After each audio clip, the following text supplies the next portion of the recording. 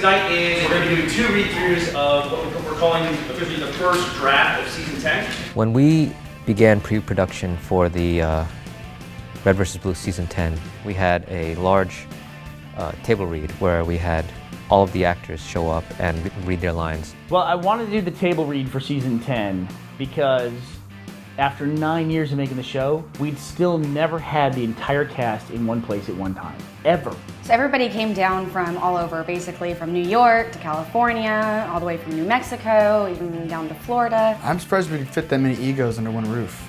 Heyo! I think the most bizarre part about the table read for season 10 was reading a script for season 10 before we started production. It's funny, the table read was definitely like breaking ground for us, because it's like, I came here, it's like table read, table read is just like, oh, here's the script, okay, I'll read this, okay, and it's like, the fact that we actually had a table read, it was like, oh, wow, I remember these. This was the first season where we had a completed script, where we could all sit down and read the entire script, and then that was gonna help the actors, because when we record Red vs. Blue, they're all in the booth by themselves, and usually they're acting against me, but now at least, if they'd been to the table read, they would remember what the scene was like with the other actors.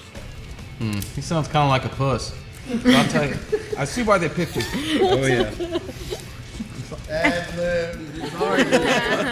You know, I was used to, for years, just coming in and I'd read the whole script, but I still really only had to think about Tucker's lines and getting those down. I didn't hear anybody else. So it was really cool to sit there and interact with everybody, and then to just watch, kind of watch and listen to these scenes happen. It was really helpful because it's like, oh, you play this.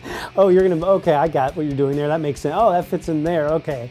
They sort of use me to replace you on the blue team. Replace me? Yeah, I wouldn't really use the word replace, but there's no word for take over for you and make everything better almost immediately. It was, interesting, it was different being able to play off of other people's reads and seeing how they did it. Everybody wanted to find something that was special and, bring something new and different.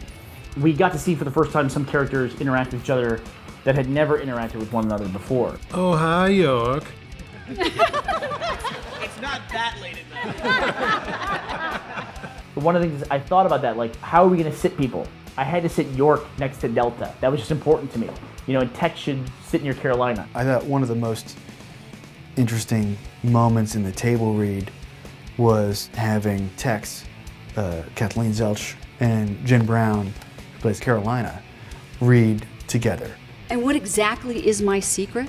There's a certain amount of tenderness, as weird as that sounds, that needs to be threaded through all of the hate and competitive vitriol that the two characters banter back and forth with, in order for the entire story to make sense and for those characters to find their resolution. What are you doing in here? You never come in here. I've come to check on Carolina. Tucker's relationship with other characters is pretty sexually based, so I've got a good grasp on that already. Hey, do you know any girls who aren't complete bitches that won't sleep with me?